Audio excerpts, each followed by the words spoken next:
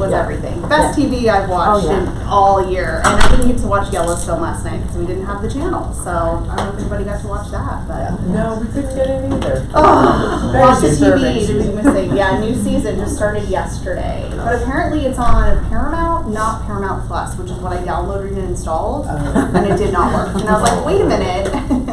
So, all right, guys, show of hands. Who here is making videos every day? All right. Okay, good. I see some are like, sort of. How many of you are determined? It's on your goal list, your vision list for 2023. I will make more videos in 2023. Yeah. Okay. So I thought what we would do is like an actual workshop today. And this is going to be an ask me anything, ask your questions. I already have some things prepared, but we're going to take a lot of notes. And you're going to take a lot of notes, and as questions come up, just feel free to, if I'm writing up here, you can just shout it out, but I'll do my best to make sure that we incorporate a lot of Q&A. So anyone here at all frustrated with your results right now on social media? Like you're like, what's happening because everybody else that says they're doing it and they're doing it consistently and like they're getting leads, but like what the heck's happening to mine? Yeah. So one of the things that I always start off with, and I coach a lot of people and I look at their social media, and I'm always like, okay, immediately, I know what's going on. And the number one reason that you're frustrated with social media is because I'm seeing a lot of us showing up very differently online than we would ever do offline. And so one of the things that I always structure as the foundation of creating content and video is asking yourself, taking an assessment at the end of the year, which is perfect timing, on how am I actually showing up?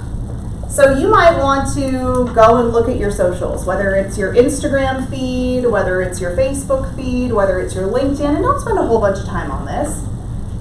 But I want you to ask yourself, how am I showing up online versus offline? So let me write online versus offline, okay? What do I mean by that?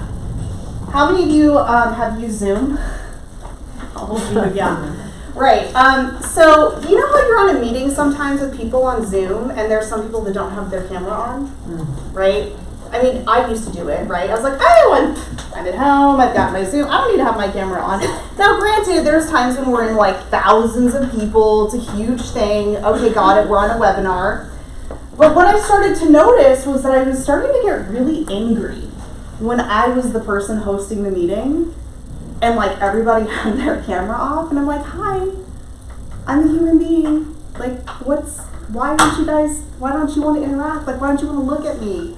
And I started to realize that we have this massive mindset shift it's completely cut in half, that digital and technology and social media is not real life.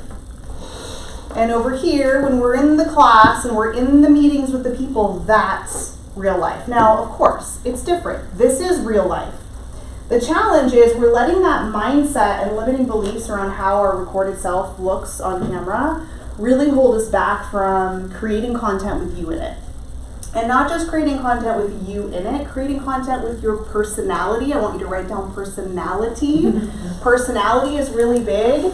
And I also want you to write down perspective. Personality and perspective.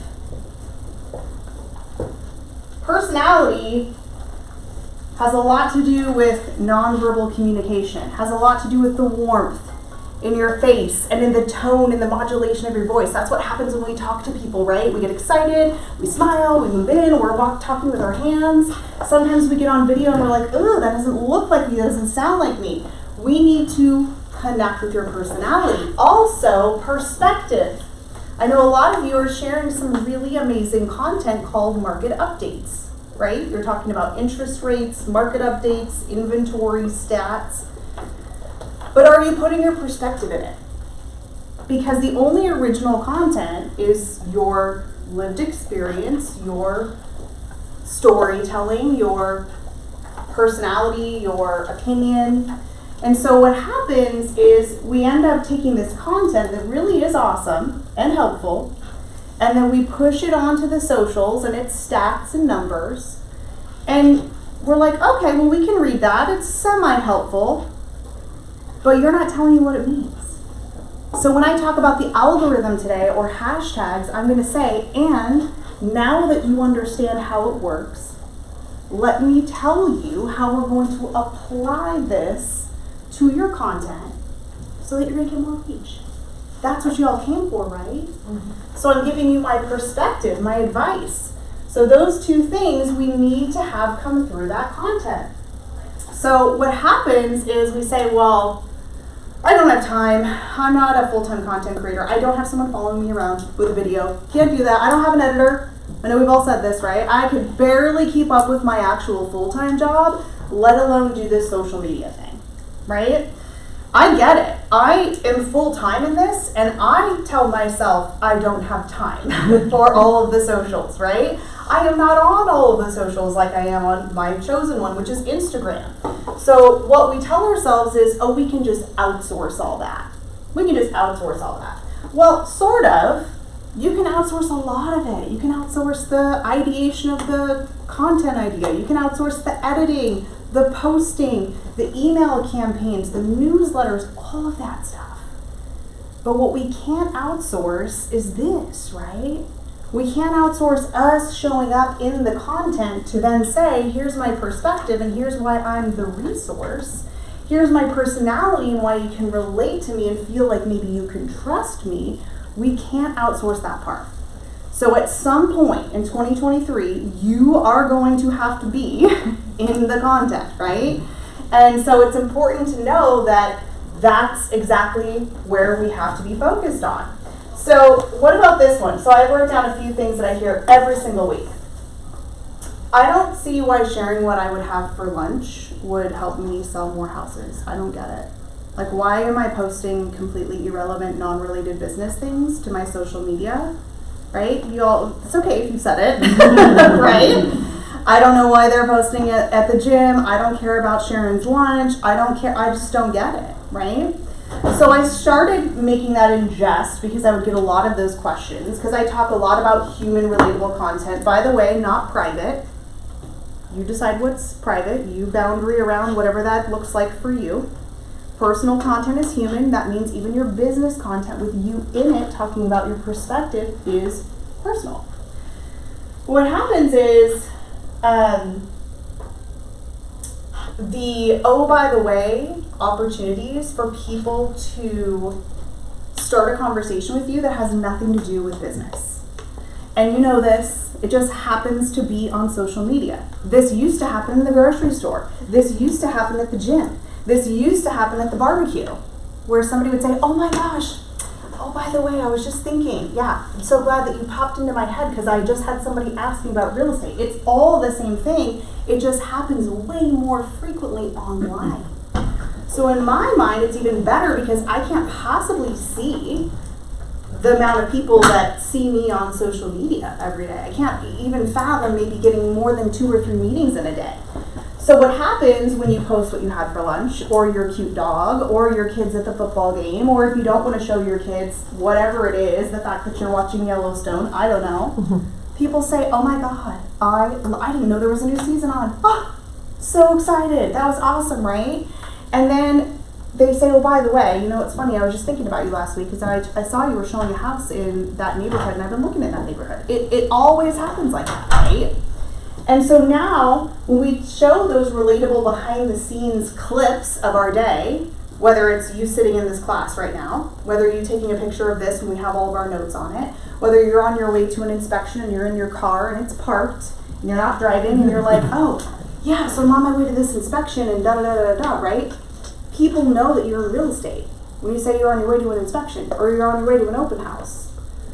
So it's the small opportunities when somebody posts their amazing shoes and I'm like, oh my God, I love your amazing shoes. Oh, by the way, right?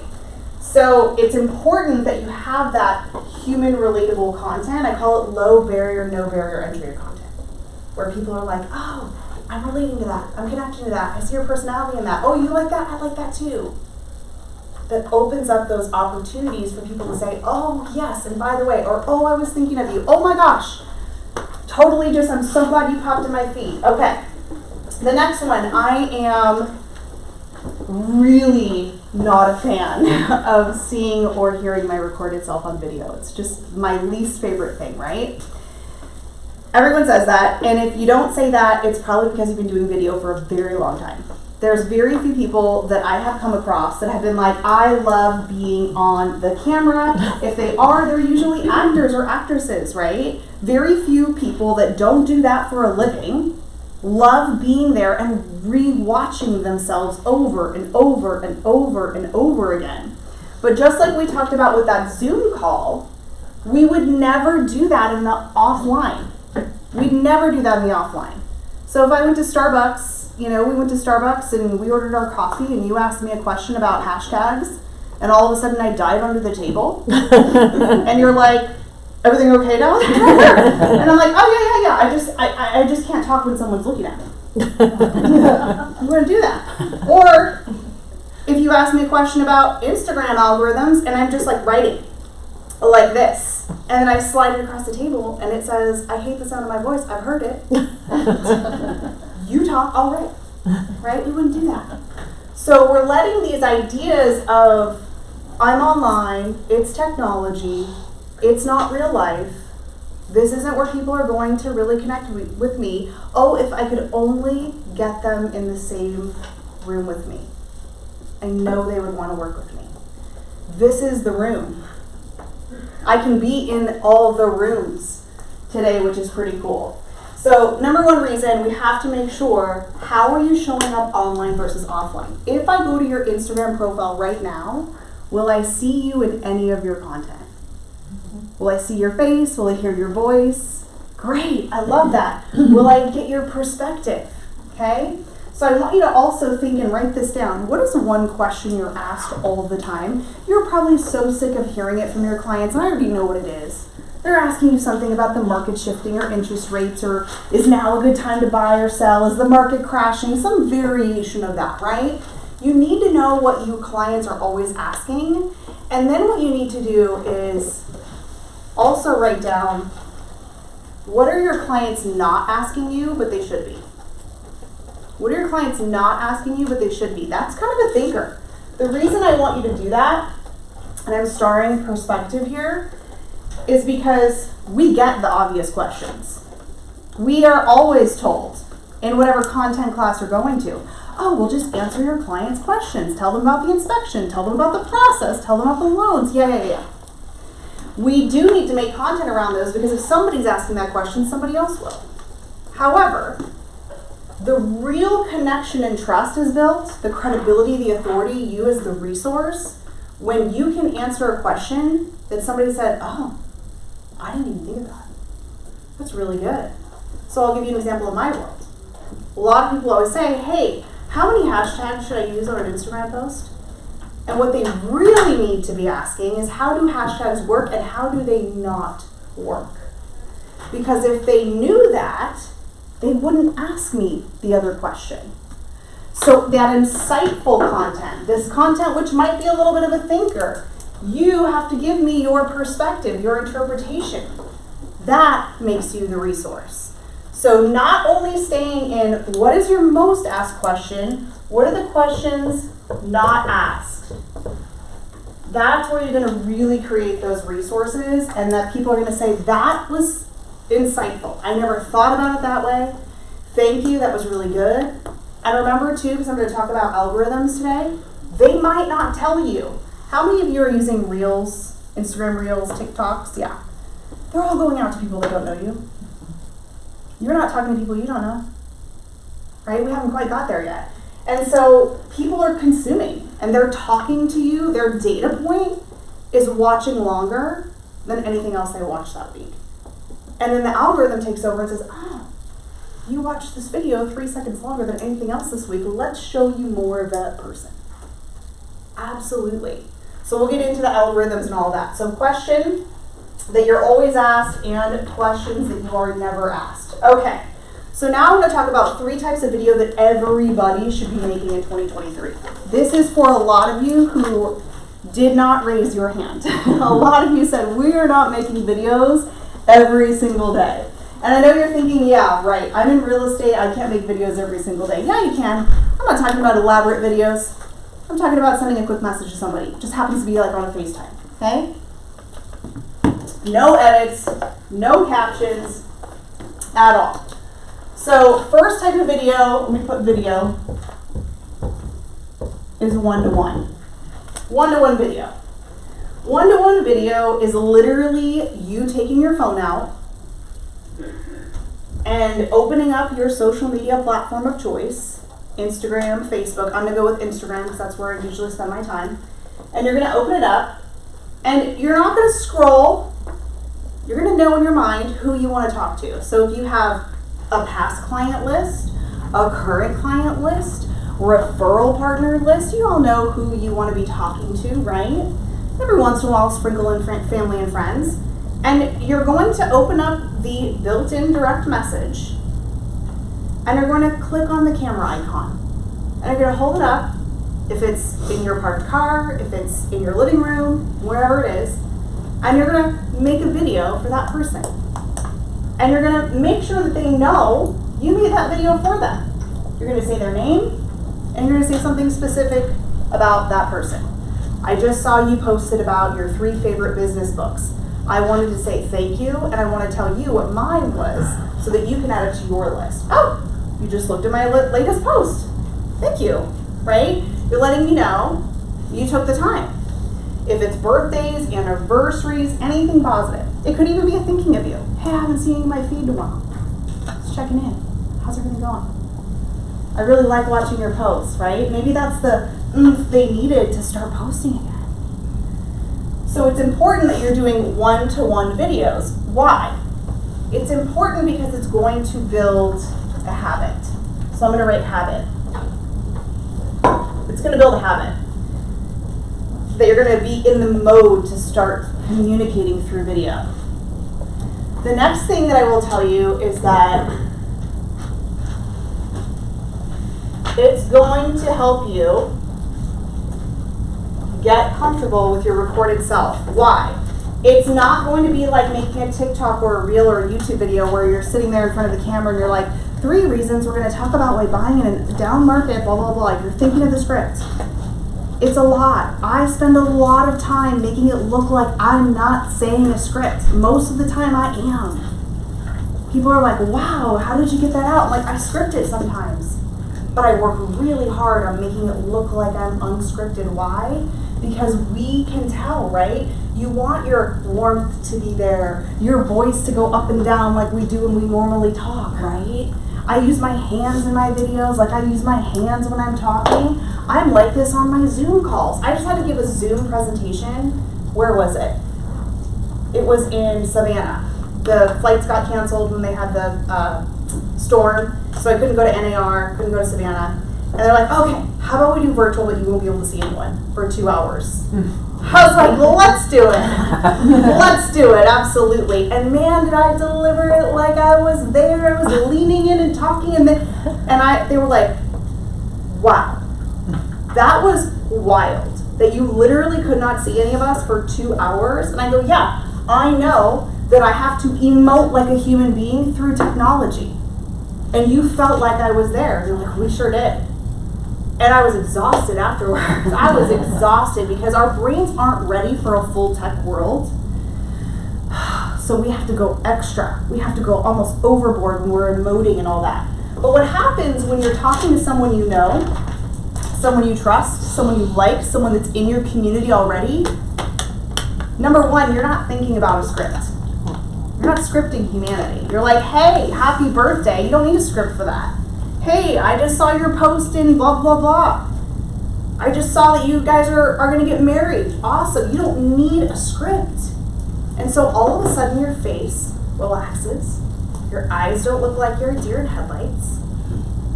And you're probably saying something nice to the person. And don't we all love to make someone feel good? It makes us feel good, right? So then all of a sudden you're like, yeah, I didn't love that lighting, but you know what? That looks like me, sounds like me. Much better than if you're like this and you're like 3 reasons, da da da da da, and you're like, oh, that was terrible. So it builds a habit. You get accustomed to a more authentic version of your recorded self.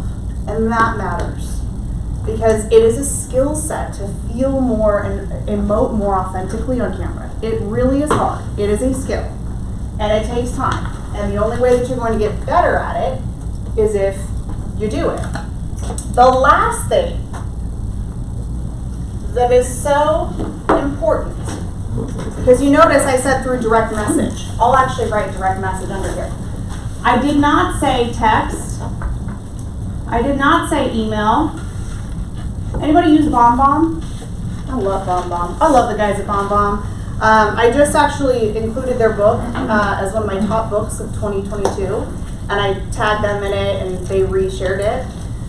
I love BombBomb. So I'm not saying that you shouldn't also email or also text. This is like an and, okay? The reason I want you to send it through direct message is because it's going to work harder and smarter for you.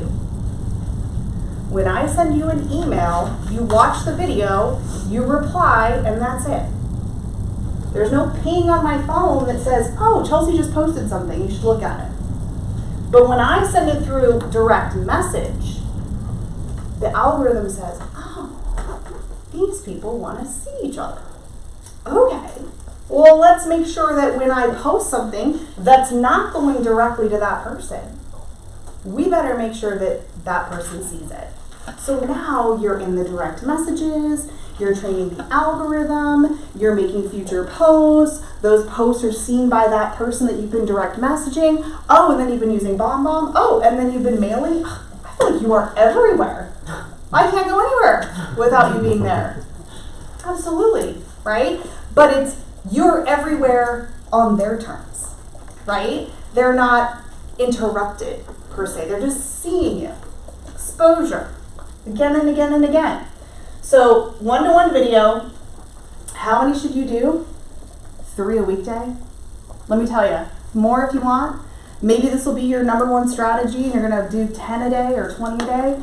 You guys, if I send a 15-second video sitting in my car in the parking lot and I send it to someone, I go, whoop, it's done, right? No edits, no captions, no hashtags. That's 45 seconds for 3, okay? And what if you got one transaction? Like literally closed one from being a nice human, right? You'd be like, oh, that was worth it. The reason that people like really buy into social media as a great way to connect and prospect is because they've had a win. They're like, oh my God, I believe it now. And in fact, I feel like I'm cheating the system because I feel like I'm not actually working. Like people are just coming into my direct messages and they're like, I want to work with you. And you're like, it's wild. It is wild.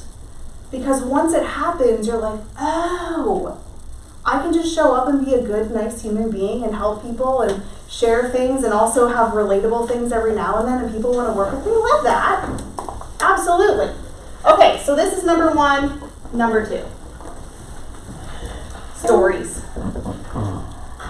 Stories, and I'm going to like make all the little X marks and underlines. Stories.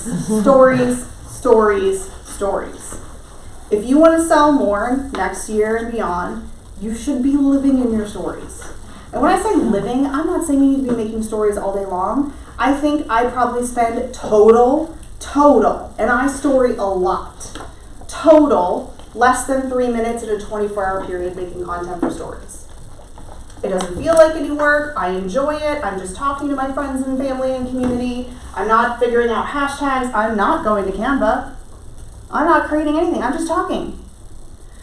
And the reason that I have this underlined so many times is because that is where you're going to convert. That is where you're going to convert. People will say, why?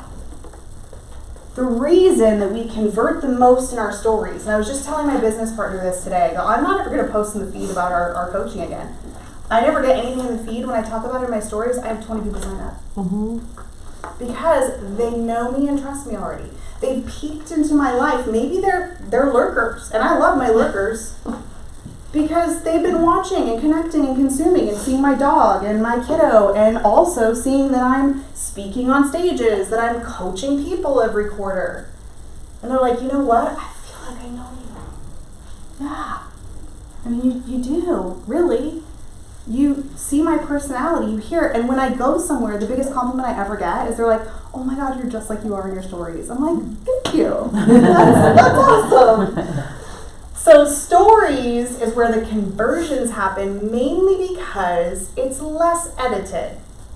It's pretty much like this, right? So why wouldn't you just stay here? Because this is one-to-one, this is one-to-more. One-to-one, one-to-more. I don't say many because that's coming up next, but one-to-more, but the more are people that already follow you. So this is a community that already knows, likes, and trusts you a little bit, or they wouldn't be following you. So it's a little bit less like, oh my gosh, I'm just going to go out to the world and a whole bunch of people that don't know me on TikTok, or I'm going to go live on YouTube, and who knows who's going to show up, right? So you're going into a safe environment, essentially, where you're like, oh, these people know me. They know me, they maybe see me on the weekends or what have you, or maybe they're colleagues in the office, or maybe we went to a conference and we met each other and had a happy hour together, or whatever it is. And because it's one-to-one messaging. And if you think about the story, if you're looking in your mind at the screen, there's a little message bubble, if you will, at the bottom that says message, message, message. How many hundreds of times are you seeing that? If you're going like this, you don't even know you're seeing it, but it's like, hey, talk to this person, talk, say something, text, talk, do something. And our brain is so triggered, it's compelled almost to message someone. Because it says message, message, message, okay. And they're making it easier and easier and easier. Emoji, great, yep, click it. So what happens is now you're in a private one-to-one environment. I feel like I know you a little bit more because like maybe you're in your kitchen. Maybe you showed me your dogs. Like I feel like I know you a little bit. So the kinds of conversations we're gonna have in a private direct message are different than the conversations we have in a public comment thread happening on a Facebook post or a LinkedIn post. Like if somebody just lost their job, they're probably not going to be like, oh, in the middle of the comment thread on LinkedIn and say that. Maybe they would. Also, how wonderful is it in direct messages that you can just ghost someone and it's totally normal. You come back a week later and you're like, oh, I'll pick up the conversation. It's not weird at all. But like when I'm on text, I'm like, should I say goodbye? Should I leave an emoji? Will they left an emoji? Do I thumbs up it? Do I just click it? Like, and my move is I just like that last whatever they say, and I'm okay, that's it, right? So there's no pressure. Just pop it in and out whenever you feel like it. I like that. Now it's going to go to one-to-more. So I'm going to put more here. It's a 24-hour cycle, and a lot of people didn't get that at first, and they're like, well, why would you want to make content that disappears? What they didn't realize is that stories is meant to be like your day in real life. Every day, we wake up, it's a brand new 24 hours. It's a brand new 24 hours, right? So it's not because they don't want you to see that content forever.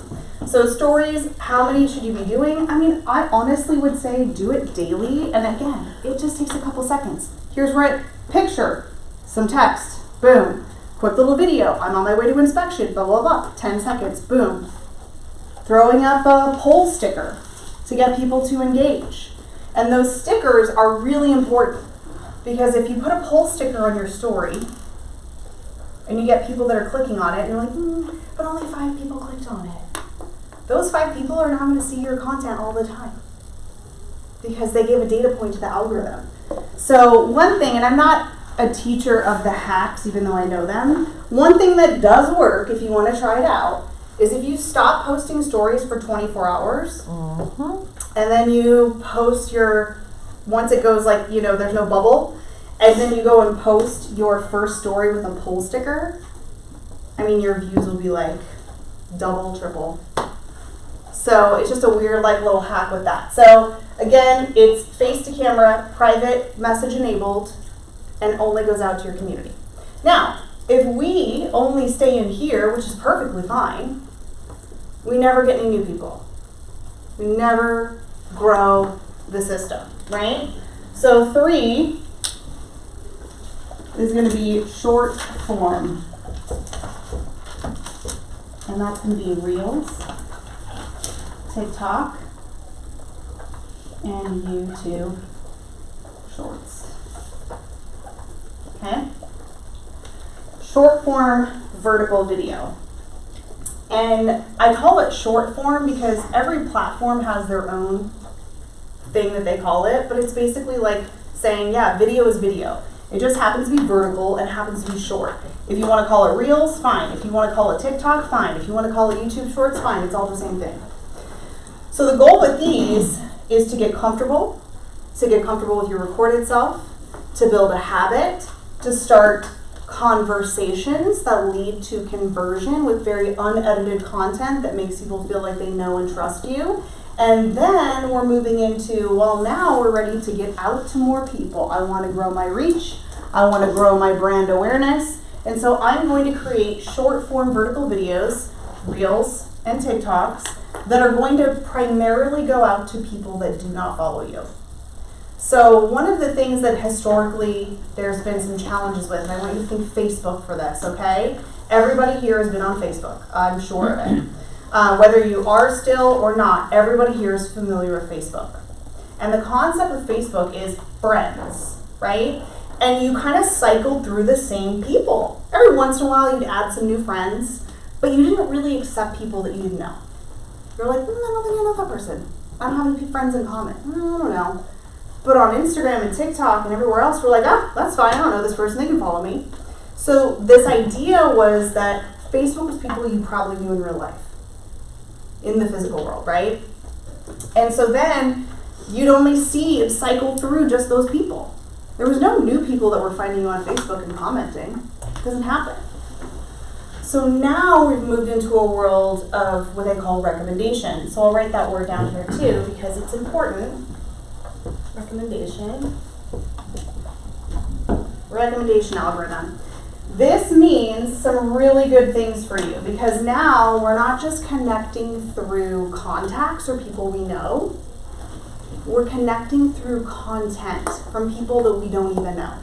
So the example is if you see something that is funny or entertaining or pulls at your heartstrings and you share it with a friend or family member, right?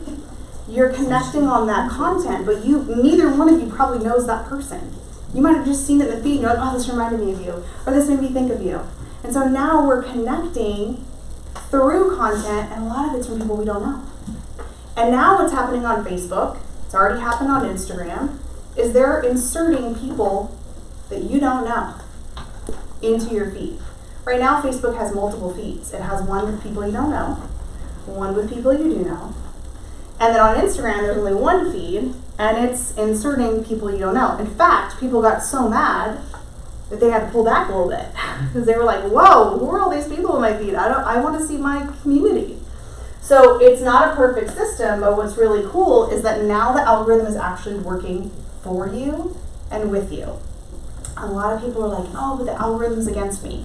You can't say that now, it's just your content. Your content isn't grabbing people, it's not the right topic, it's probably the hook, which I'll talk about. But this means that it doesn't matter if you don't want to buy real estate in Scottsdale. You're not going to see my content.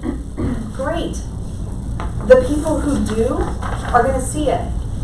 Because now it says, well, we want people to be really happy on these platforms. We want them to spend all their time here. So we better feed them content that they like. Because if I'm looking at a bunch of stuff and I'm like, I don't like any of this, I'm not going to stay there. I'm just going to go somewhere else to find my content. So it knows that I don't want to watch, cooking videos, that I want to watch dog videos. Great. It's going to serve me more dog videos and less cooking videos. So the nice thing is the algorithm now is saying, let us serve your content to people we know will be more interested. Yes, please. And it's going to show your content to people that don't follow you multiple times. This is the first time that this has happened organically. Normally you have to pay for it. You have to boost your posts, you have to pay for an ad. So what it's looking at is that watch time. If somebody is watching your video, 15 seconds, the whole thing, if they're rewatching, it's noting that. And what's happening is people are saying, yeah, but my engagement's going down. I'm not getting any comments. Well, guess what? People aren't commenting the same way because they don't know you yet. They need to have exposure multiple times And you're in a feed where people have no idea who you are and you're coming into their feed. How we're engaging now is very passively. We're watching, we're consuming. And if I watch the whole thing, then the algorithm's like, all right, we're gonna serve you more of this. Even if you don't like what you're watching and it's like a car wreck and you can't look away, you will get more of that. So you need to be aware of what you're watching, and you also need to tell the algorithm that you're interested or not interested. How do you tell it's not interested in Instagram? If you press and hold down, this menu pops up, it says not interested. So it's important for you to give data points if you want your algorithm to be serving you content that you're interested in. So this also means that your content that you post has a massively longer life cycle. You know how when you go to YouTube and you might find a video that was really helpful from 4 years ago? You don't find a post on Facebook from 4 years ago, right? You don't really find a post on Instagram from 4 years ago. What's happening now is that because it's all about the content, not about the freshness of it, oh, you want to know about this topic? This is a good video for you. So now, instead of having a 24 to 48 hour cycle on Instagram when you posted like a picture or a graphic, and then people would comment, and then it kind of just died, you might post a reel, and in a month from now, it could take off because somebody found it. So how wonderful it is that you should just post everything. Just post it all. If it doesn't get a lot of engagement, who cares? It could wake up in 2 months, or it could not. Continue posting. So the algorithm is working for you. It's shown primarily to non-followers frequently, and I will say that consistency might, with an asterisk, be better than quality. What do I mean by that? Yes, quality content matters, okay? We all can admit that. But sometimes people get in their heads and think, oh, I'm seeing all of these people create these TikToks and these reels, and they have clearly somebody who's editing them. They have these flashy captions, and they have like a studio set up, and they have this cool lighting. Yeah, I'm not there yet. Or you're overthinking and you're not posting it. And I will tell you 100% of the time I overthink, because I do. 100% of the time I post that thing that I was overthinking about, and it does way better than I ever thought it would. And I'm like, man, this isn't good. And we're just so subjective and overthink it. But it's really important that you just post it all, because it's going to find the right people, and you never know what's going to hit. Truly, you never know what's going to hit. And the people that say, oh, you can go viral, good luck, because first of all, if somebody is selling you the ability to go viral again and again, why isn't all their content viral? Yeah. You can't predict all of that. It's the randomest thing sometimes. So the other thing is that different pieces of content are shown out of order now. So somebody actually DM'd me the other day and said, I want to do a series, a 3-part series short form video. Should I just post them all back to back? And I said, no. And I go, remember how the algorithm works. I might see episode 3 out of 30 randomly one day. And if I don't know it's a series, I won't know to go to your content library and look for 1, 2, and then therefore the next 20 or whatever. So it's just all shown out of order. People don't know who you are. So you have to think of every little tiny video almost as its own episode, a standalone episode, but also in the same theme or genre of what your topic is. Because people want to consume more of that topic. So if I come to you because I loved your cooking video, and I go and I'm like, oh, these are all real estate videos. Well, I'm looking for the cooking stuff. So it's important to stay sort of in that focus, because people are going to come and look at your library of content, and they're going to decide, do I want to binge watch this or not? And the more they watch this one, and that one, and this one, and that one, well, the more they're going to see your content. So we have to think about it like episodic almost. Doesn't have to have a storyline. Doesn't have to be episode 1, and doesn't make sense if you start at episode 7. It just has to be in the same theme.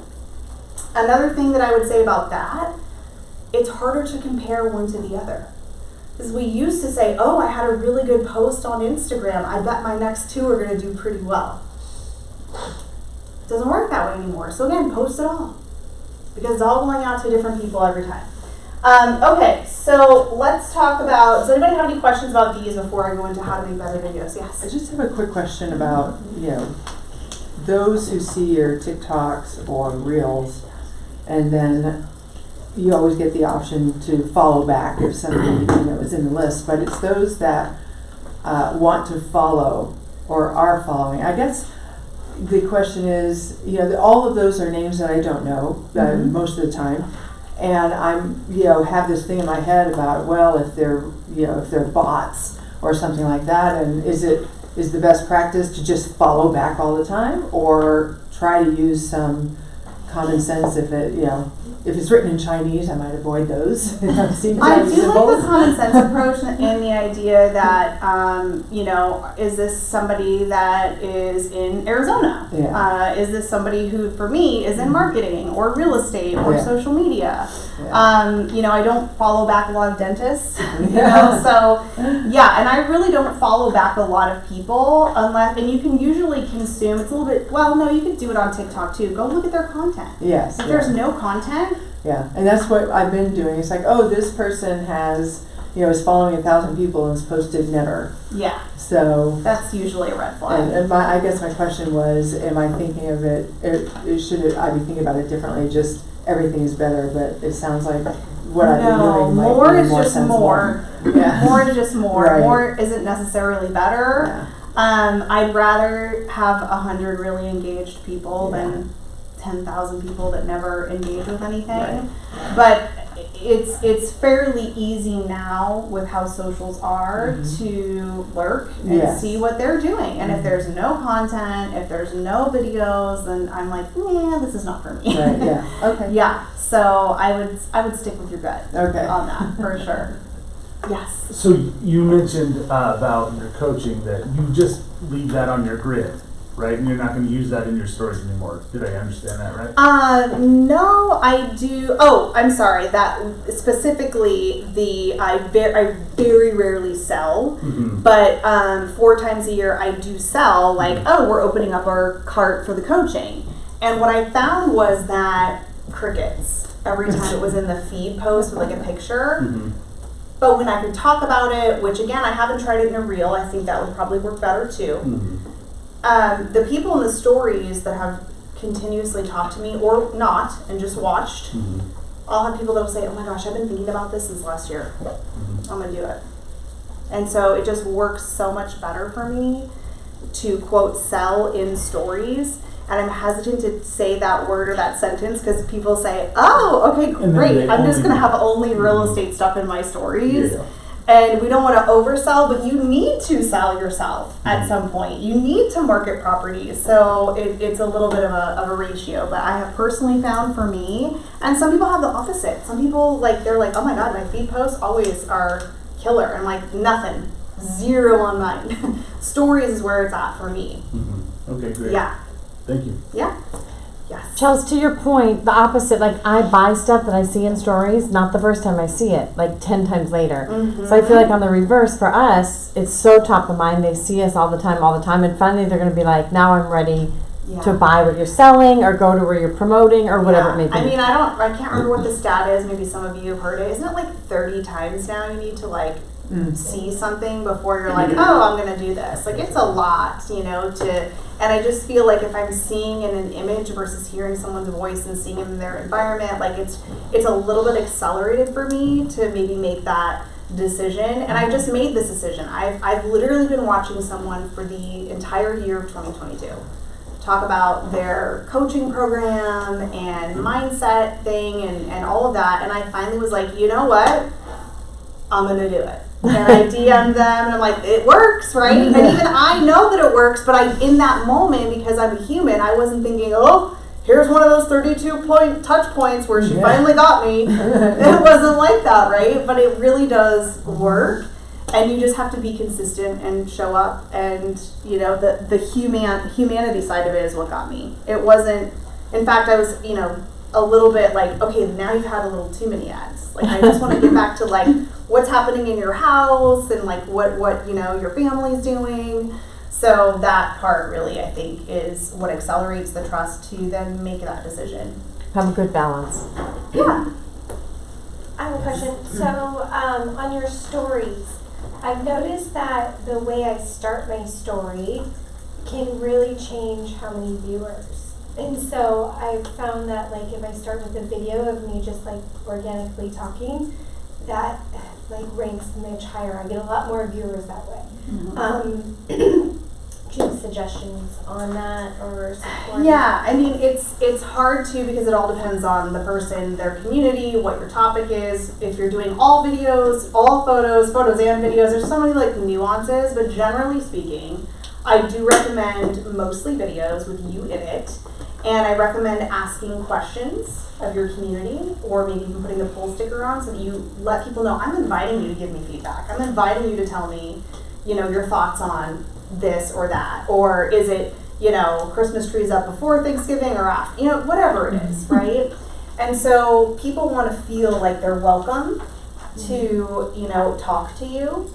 And so I think that's important. Also, when you're looking at like the stories, so like, let's just say there's like those dashes at the top right, whatever your first one is going to have the most views.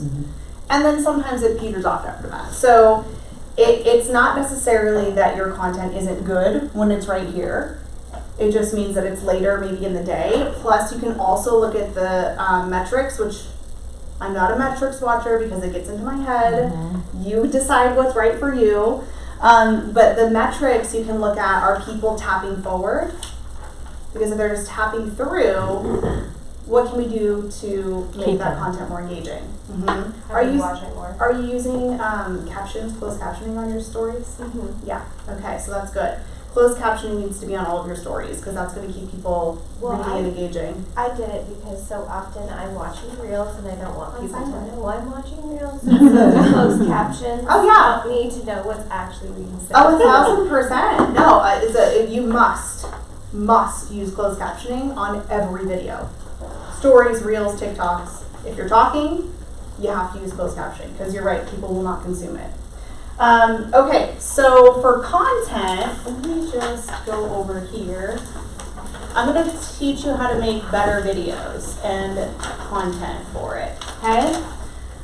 So the first thing that I want to remind you is that I see a lot of people in our industry saying that they want to get more buyers and sellers as clients, and the content that they're making isn't speaking to the buyer or the seller. The content may be speaking to just a personal passion or a trend. It also could be speaking to a colleague. So you have to know, am I making content for my clients or am I making content for my colleagues? Now, sometimes, we love a good, relatable real estate joke. Because we're all realtors. I was for 18 years. And I'm like, oh, I get that. But think about, who's that attracting? Who is that funny to? Is that funny to another realtor? Are you recruiting? If you are, great. Are you coaching? If you are, great. If you're looking for buyers and sellers and the majority of your content is funny real estate related things that only your other realtors would get, I gotta change that up. So clients or colleagues? Clients or colleagues? The next one is, a lot of people say, oh, the first 3 seconds of a video matters. You guys heard that? First 3 seconds? Throw that away. It's this one. The first, not even, 0 seconds matters now. 0 seconds. It's not the first 3 seconds because if I swipe at 1, I'm not watching 2 and 3. You have this much time to get somebody to continue watching. And by the way, the views, at least on Instagram, if you Google, not Google, but if you search on Instagram's website, it even tells you it's estimated, it's in development, and it shows up as a view if it just goes like this. So if I happen to be scrolling my feed, that's not good data. I want to know how long is someone watching my video. I don't care if it just showed up in someone's feed. So we can't just rely on those views. But you're not going to get somebody to watch your video if they're dropping off on 0, 1, or 2. So what we don't want to do is we don't want to do any introductions in the first seconds. We don't want to say, hi, my name is, and today we're doing da-da-da, because we're going to lose those people. If you want to introduce yourself, you can do it later. You could say, do you want to know what $3 million buys you in X, Y, and Z? I'm Chelsea, I'm a real estate agent, and blah, blah, blah, and now I'm going to tell you, right? So you don't have to do it in the beginning. We got to hook people in. The other thing we don't want to do, and I am a horrible, horrible person at doing this, and I really tried to change it, and then I figured out I don't have to change it. I can just edit it out. So if you are like me, where I take a deep breath every time I start talking, and I'm like, and then I would say so, and then I would start talking. It was just like a verbal tick I had. I don't know why, but I do that. Some people say okay, so, even a breath. We do not have time for any of that. So what I would do is I would start talking, and then I would actually change. And I'd be like, okay, I can't say so. All right, I'm going to do it, and I'm not going to say so. But then I would notice that I looked weird. Like I just wasn't like myself, because I was trying so hard not to do it, right? And it sounded almost like robotic. So all we have to do is just say whatever you're going to say, and take your finger and trim out. 1 second, done. Right? So I stopped trying to change the way I was speaking. I tried it first, but then after I was like, this isn't working, and I just edited it out. That's it. Can you do that if you say in the middle of your video? There's actually an app for that, but yeah, no, not. I wouldn't even recommend, because it's just too much work to go to a third-party app. But yeah, so that is something that will come with practice. And really feeling comfortable knowing what you want to say. Let me give you a tip on okay? So I'm going to come back to hook, so don't let me forget, because we were talking about 0 second. I'm going to write hook here so I don't forget. So no intros, no deep breath, no so's. We're just going to start right into it. In fact, you might even have the first half of your word cut off. That's great. Totally, seriously, it's okay. We're going to capture attention. We're going to move right into it. With the a lot of that happens when you are thinking about the whole thing of what you want to say. Because our mind is like, okay, I want to make sure I hit this point and that point, and you're thinking, because the is when you're thinking. It's a beat for our brain to be like, okay, let me remember what I was going to say. So what I do, and what a lot of people do, is I record in clips. And so when I say that, I mean, I'm literally recording, and I'll just do it right now so that y'all can see it. I'm literally recording inside of Instagram. I'm not opening any other app. Go to Reel, start new video. I'm not going to post this, but you'll see what I'm saying. So here's my camera. You can see that, and you can see there's a big white button on there. I will have my finger ready, and even if it's on a tripod, I'll have, my finger ready there. And I'm like, okay, what am I going to say for the first sentence? Okay, so that one I gave you, what does $3 million buy you in whatever? I record and I'll say, what does $3 million buy you in blah, blah, blah, blah, right? Done. Took my finger off. See my fingers off? I look at my paper. Here's the next thing I want to say. Maybe I do want to introduce myself. I'm Chelsea Peitz. I've been a 30-year realtor in blah, blah, blah, blah. Take my finger off. That's all I do. And I keep doing it. So I don't have to think about the because I'm like, all right, here's point number 1. Here's point number 2. Here's point number 3. And then I'll go and I'll even edit out sometimes a little bit. There's a little tiny bit of air or a little tiny pause. And so that's all I do. I just record a clip at a time. Clip at a time. And what's really good about that is that your brain isn't overloaded. Delete that. And also, you can reset a little bit. And granted, if it's on a tripod, it's not really going to move, but still, as a human being, you're probably going to move a little bit. Your shoulder will be up at a different position, your head will be at a different angle. What happens is it's these slight little visual differences. And our brain loves slight visual differences. Our brain goes to sleep when we see somebody sitting like this for 3 minutes and not moving. So having those little clips actually are going to help people stay more engaged. So when you combine the clips with starting right away or editing out so it looks like you started right away. And then lastly, the hook is really, really, really critical. So a hook is a simple first sentence that usually you're reading on like a headline. You know, you've seen like clickbait headlines where you're like, oh my God, I want to know what's in that article. They're doing that on purpose because they know that certain things will trigger our mind to want to pay attention and learn more. So a hook is just simply how you're opening up your video. And the simplest way to do a hook is you plus question. Using the word you, asking it in a question. Using the word you, asking it in a question. Have you ever? Do you want? Now I said it just casually, you probably didn't even notice when I said, do you want to know what $3 million buys you in? Do you want to know? Because when our brain hears you, we're like, oh, you're talking to me. And it's this natural, I've invited you to the conversation. Because that's what we learn when we have that word imprinted in our brain at a very young age. You, I'm talking to you. Oh, me? So, have you, do you, what do you think? How do you feel? Whatever it is, right? Do you like? You and a question, easiest hook of all time. Now, what happens is when you get a little bit more comfortable with this, and you start saying, okay, I'm going to use these hooks in the first sentence, right? And at first you're going to feel a little like weird, like, oh, this feels a little robotic. But then you're going to see your engagement go up. And you're like, wow, dang, this really works. And so then you can move into more hooks that are a little bit more scripted. And to be honest with you, the only thing I script is my hook. I have bullet points that I'll look at, but the only thing I script is my hook because it's so important. So what I might also address is the specificity of the audience that I want to connect with. If you're a realtor who hates seeing their recorded self on video, that could be my hook. If you are a realtor, okay, so everybody else who isn't a realtor is probably like, nah, great, they're not my audience.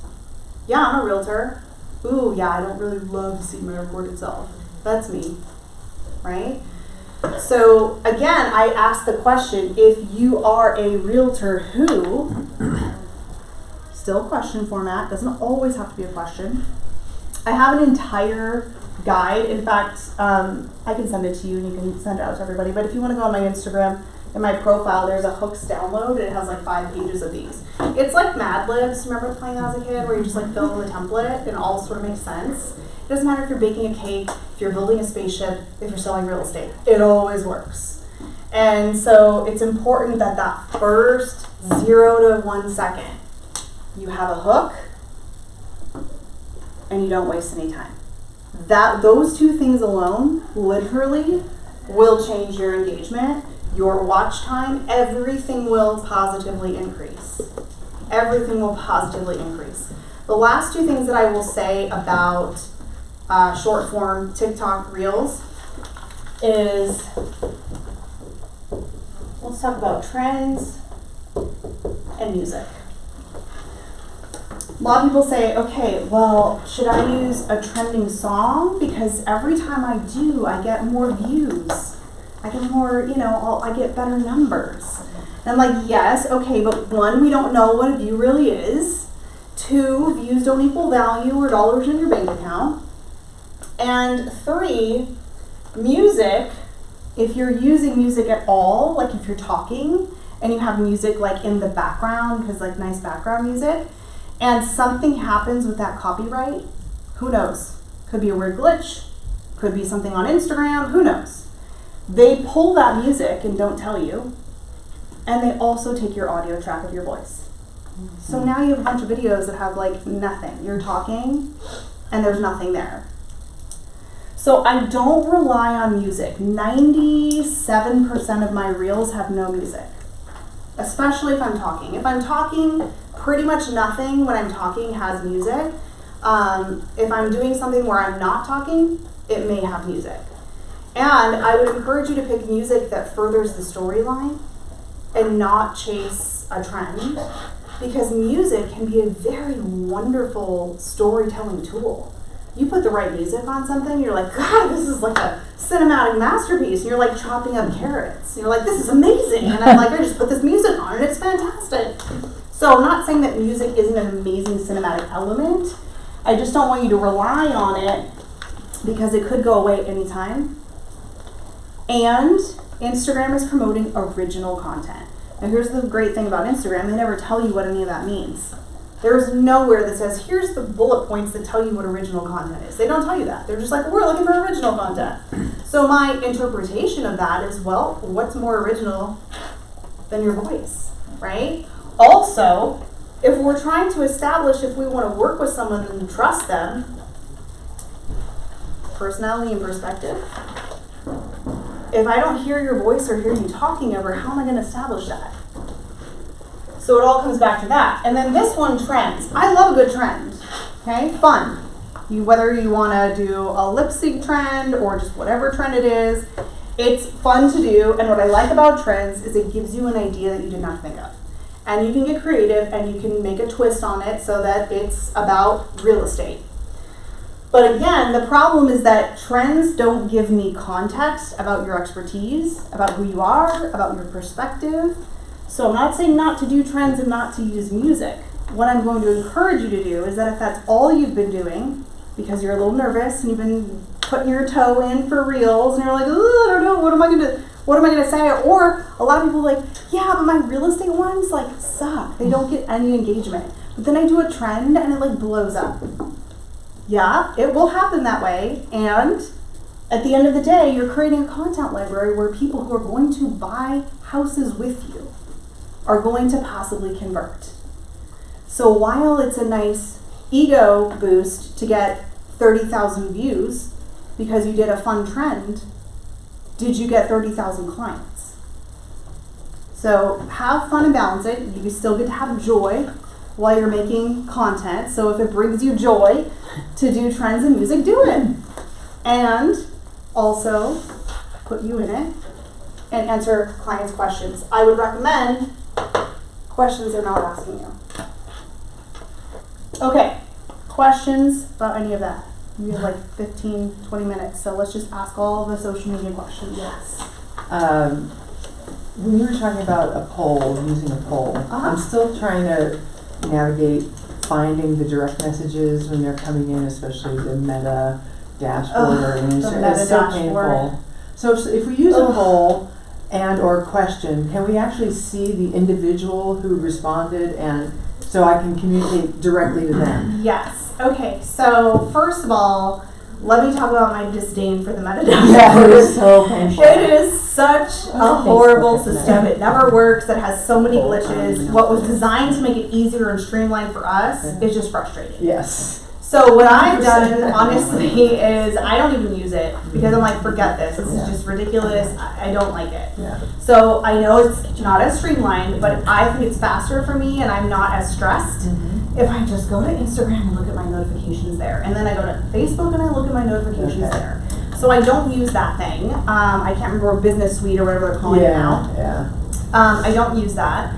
And yes, you can see, number one, who's viewed your stories, which is the only format where you can actually see who's lurking, which is great. Yeah. And you will also be able to see, as long as you check within 24 hours, so like right when it's about to maybe like go, and I think they actually will try to send you a message now too, you can swipe up on that story and it will show you information on who voted on what. Oh. So like, let's say you have 5 people that voted, which on the surface doesn't sound like a lot, right? Yeah, right. And this is a true story. So a friend of mine who is a personal brand coach, her name is Candace, she made a story about her air fryer, because like everybody on the planet got an air fryer in 2022. I certainly did, and I love it. So she made a poll and said, or no, she didn't even do a poll. She did the question, which is a more, because like, you know, the poll is easier. The question I still have to type.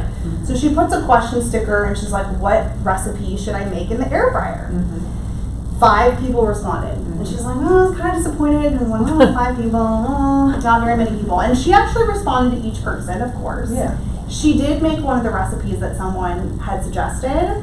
So she took a picture of it and sent it to that person and said, hey, thank you, this was really good. And that person said, oh my gosh, I'm so glad you liked it. You know what, also, it's so funny that you just sent me a DM because I think you do branding, right? Because I actually need to get a whole rebrand. Can I hire you for that? And she's like, heck yeah. And she's like, so post about your air fryer, right? Yeah. So it's really, really actually kind of nice when you don't have an influx, because I'm at a point now where I can't get back to every single person. I try my hardest, and I know there's people that are being missed.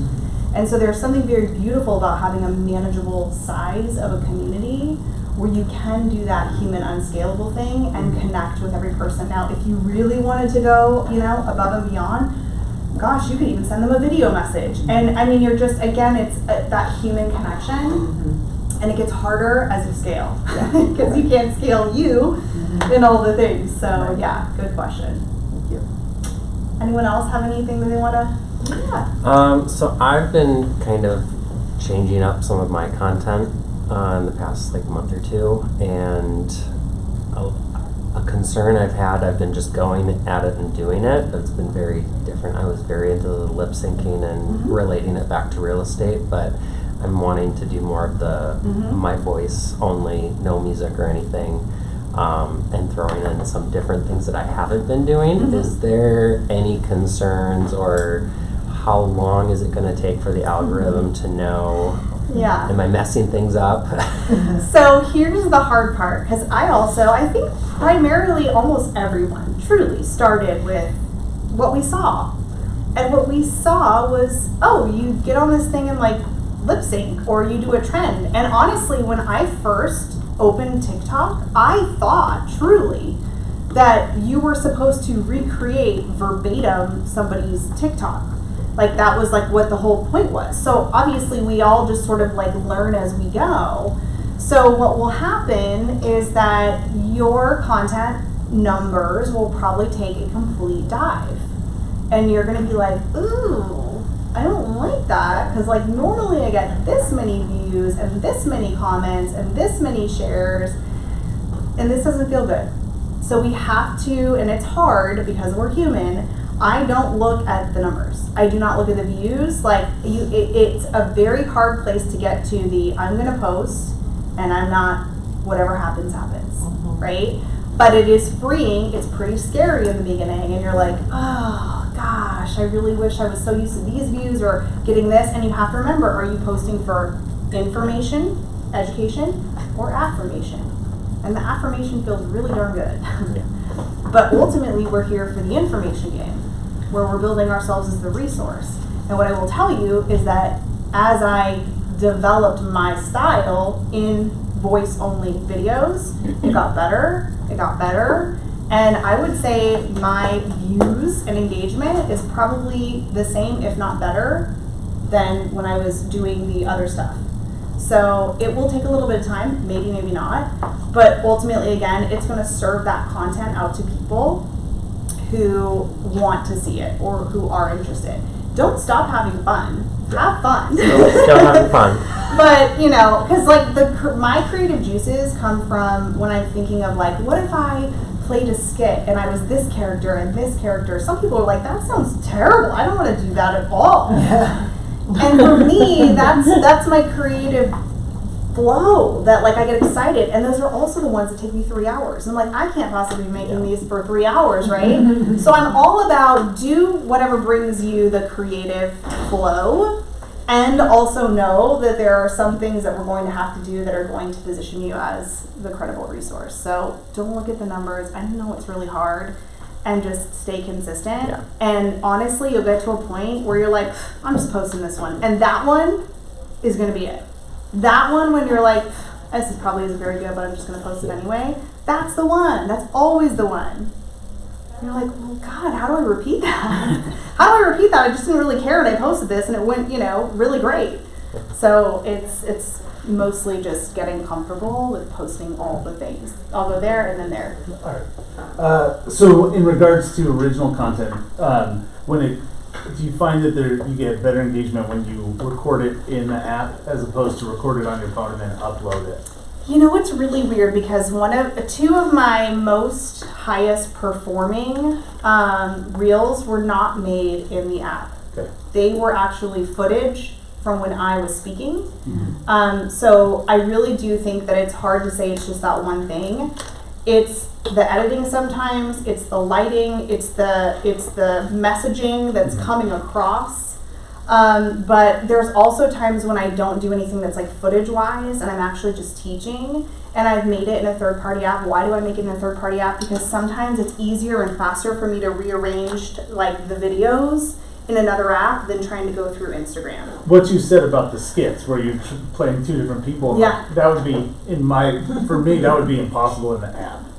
So that's where like I'd go to Canva and I've made a couple like that. Yeah.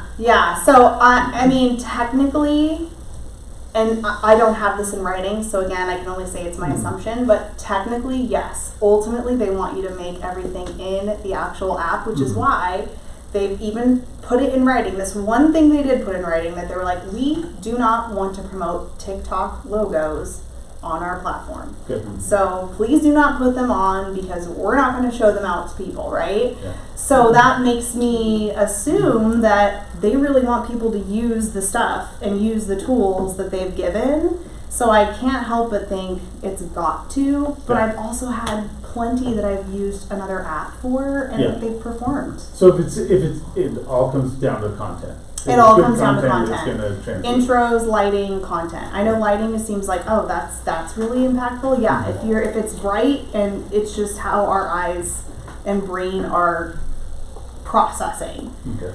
Yeah. Thank you. Got a question right there? So, two questions. One was on the different social media platforms. Which one would you say is like the number one most important to like really build your, I mean, it sounds like Instagram, right? Because you're able to also connect with people that you don't know and then build your community. But yeah, hard to say, is Facebook because even important anymore? I am biased. I do like Instagram the best.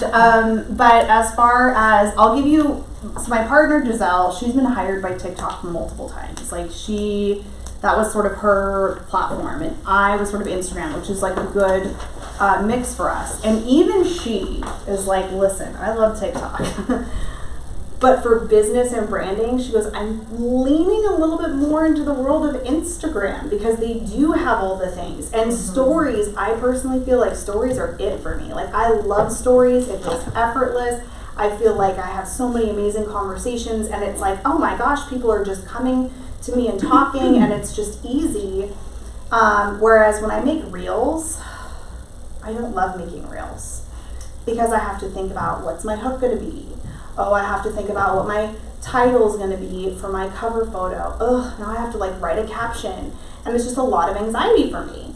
So I love stories, and so I think because it has stories and that's such a big human component, I'm going to say Instagram, but TikTok is really, really, really big. And now everything is TikTok.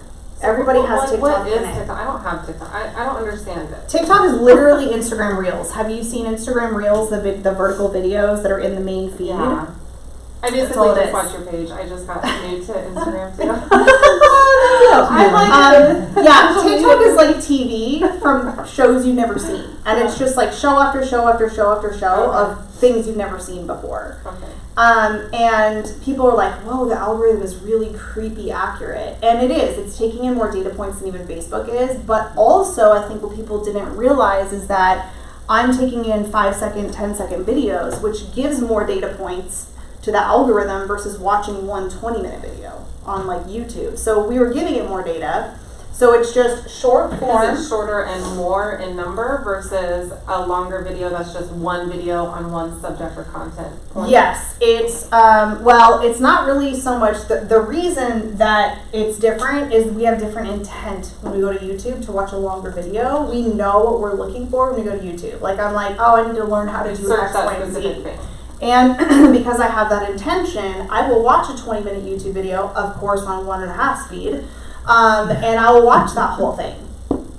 But I'm not in that intention when I open up TikTok. I want TikTok to just, I don't want to think. I want you to serve me all the things that I didn't even know I wanted to see.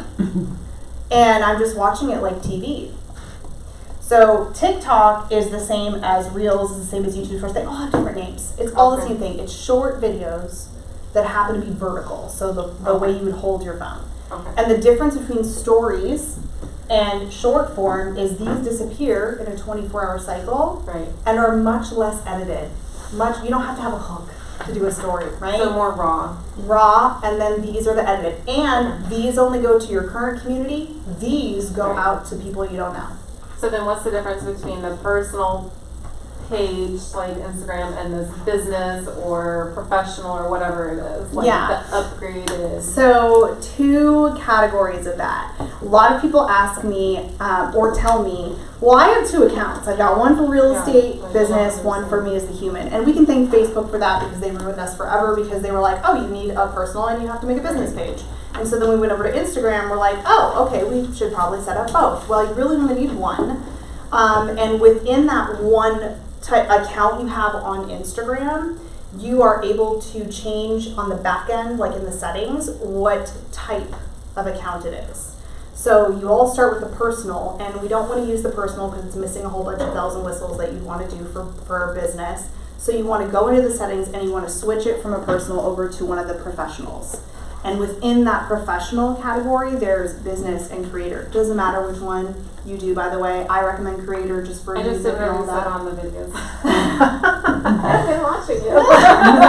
So yeah, I so think you don't it's need the creator 2. one. Yeah, the business or professional creator. Mm-hmm. So Yeah. then now the personal's no longer like it's not like I don't have to worry like whenever I log in I'm now gonna be Yes, my it's creator one? almost like only you and Instagram know you made that change. Oh, okay. You don't have to get Like a your separate page followers. or- There's nothing yeah. new follower. It's I guess it would be kind of like if I have a website and I decide that I want to change the name of the website and I just change the name, but the website's still the same. It's like that. Okay. Mm-hmm. Okay.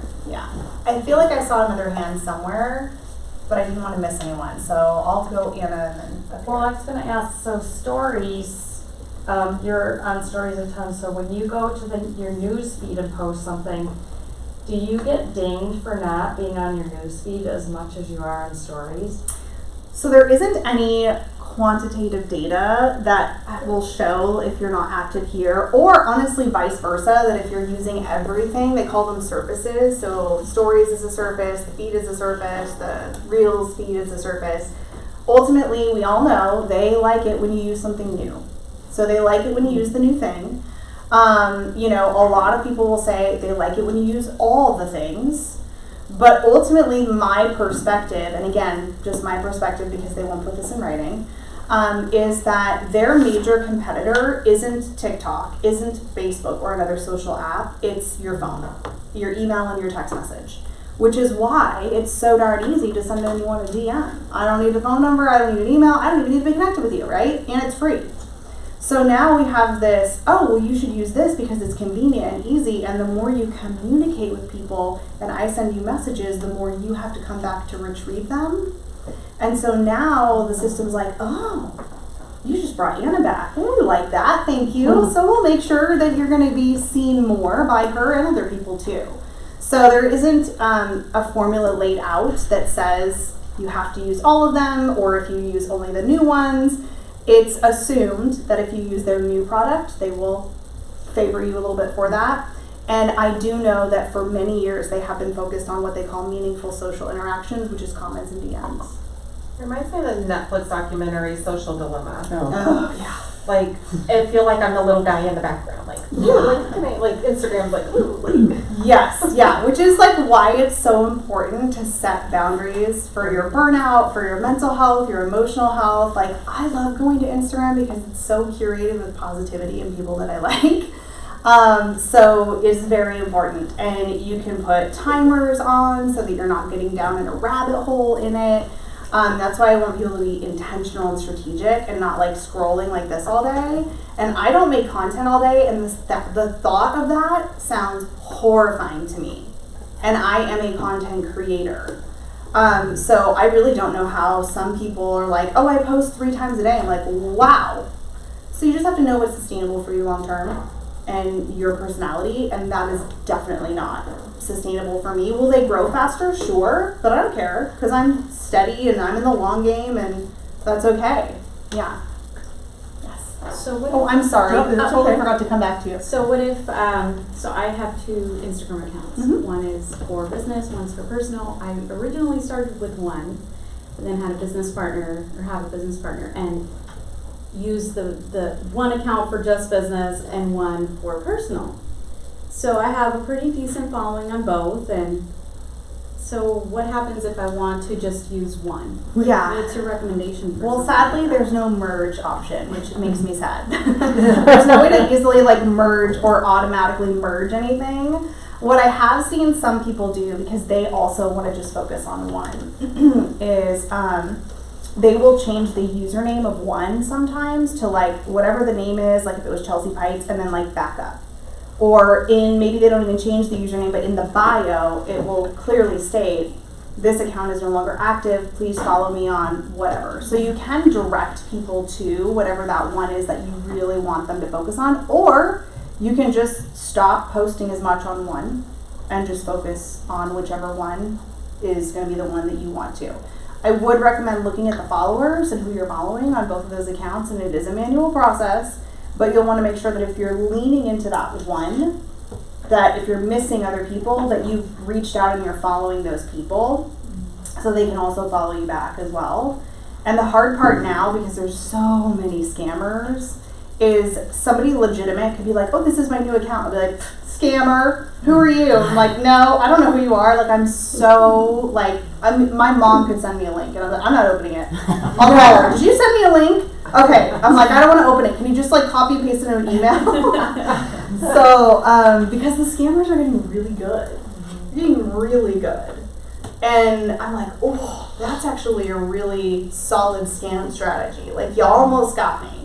So, yeah, you'll just, the way I get around that is I send a voice message to people that know me, or I'll send a picture, like, so that they'll know it's me, or I'll send a video. It's so funny because I had a true friend of mine who sent me a DM, and I'm like, prove this is you. And they're like, what? And I'm like, prove it's you. And then, like, they literally, like, this is where we met for the first time, da da da. I'm like, okay. Cool. I just want to make sure because that was kind of an odd message to get out of the blue, and then I'm like, prove it's you. So yeah, don't if it sounds weird, not like the person, it's not that person. 99.9% of the time. And if they ever talk to you about investments in Bitcoin, it's 100% not that person. 100% not that person. And if you're getting anything, like I get this a lot, if people are asking you, oh, do you sell real estate? Like weird, like obvious things, those are scammers. Like, why do you can read my bio. So I figured out those people trying to get pieces of information are trying to probably build a fake profile of you and then make a profile with your information. I just don't even respond. Because I'm like, it's so obvious what I do that if you can't read it, yeah, I can't help you. So, okay, you had another question.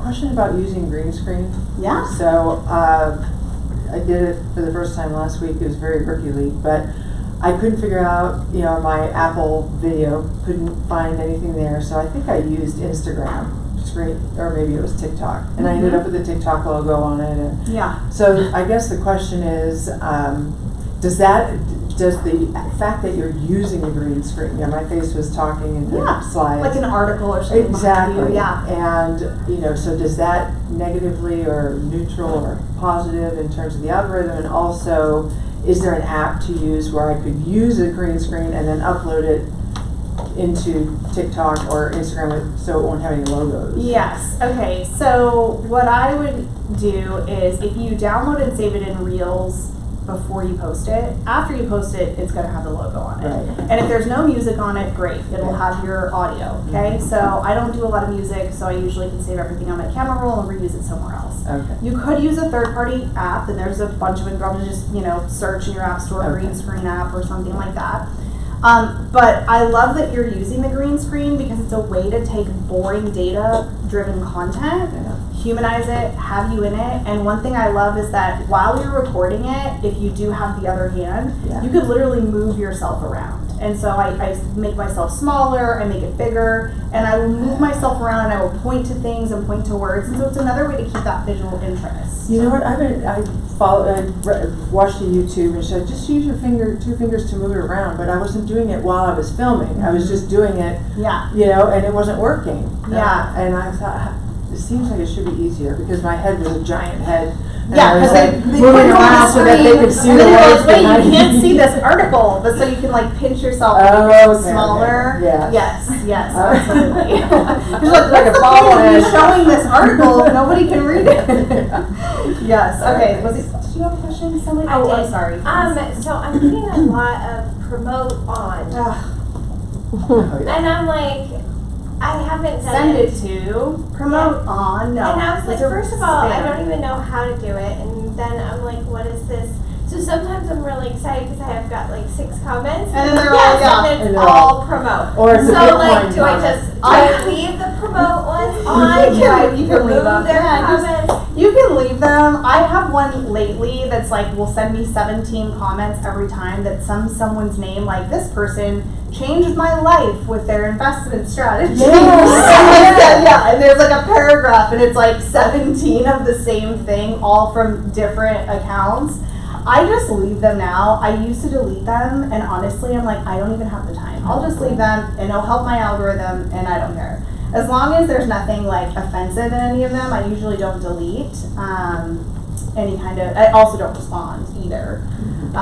So yeah, those are just bots. The promotes on and anything with Bitcoin, you don't have to worry about those. They're not negatively impacting your algorithm at all.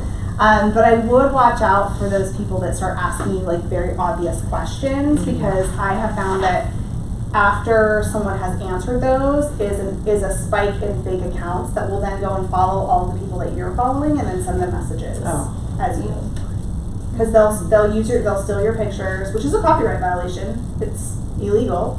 And they'll change one letter in your name, or they'll put like an underscore at like the end of your actual username. And then they'll be like, hey, how are you doing? I haven't heard from you in a while, or something like that.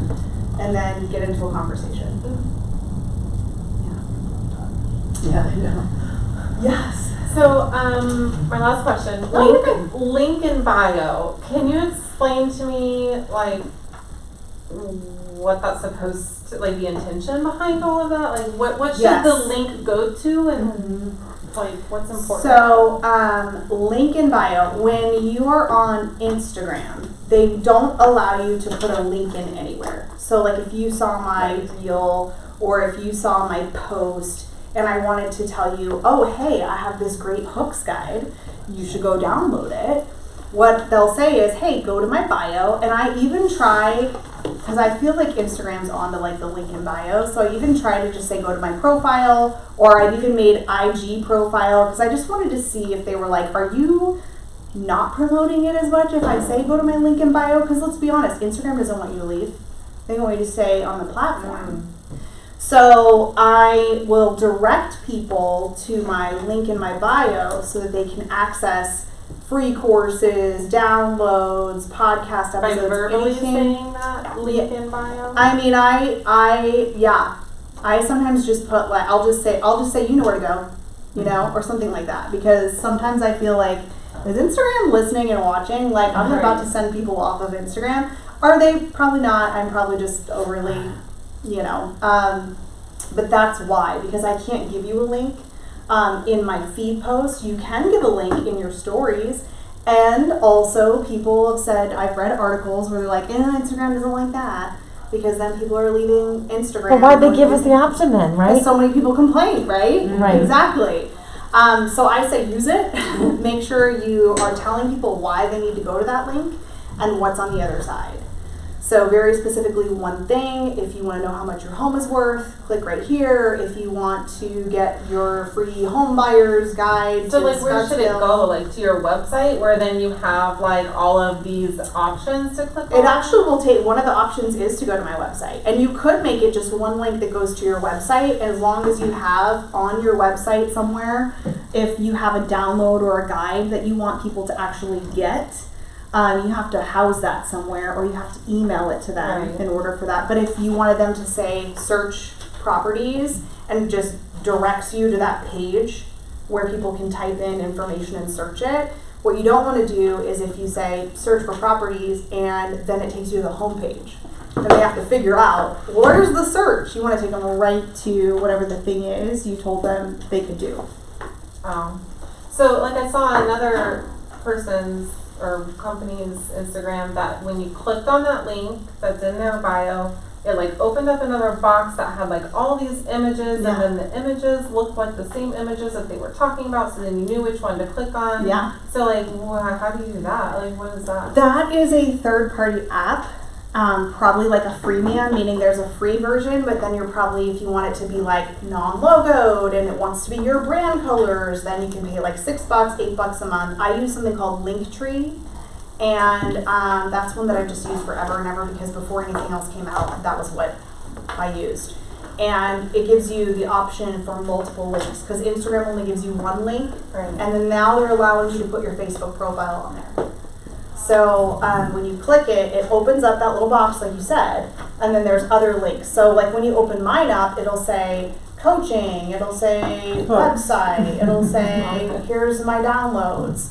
And so you can go and click through each one. No, it was Linktree. Linktree, just like it sounds, link and tree. And I think they just raised their prices to $9. But there's still a free version. There is still a free It's version, very yes. basic. Yeah, yeah. And honestly, the only reason I have the paid version is the branding. Mhm. That's it. So, well, guys, we're at our time, so I'll stick around if anybody has questions afterwards that we can get to. And I hope that we're all connected on the gram. I do have a bunch of links in my link tree. So I have a free Instagram course, and I also have a whole bunch of guides. One of them is the hooks guide for reels, and there's like 6 pages of really good hooks for you, okay? Well,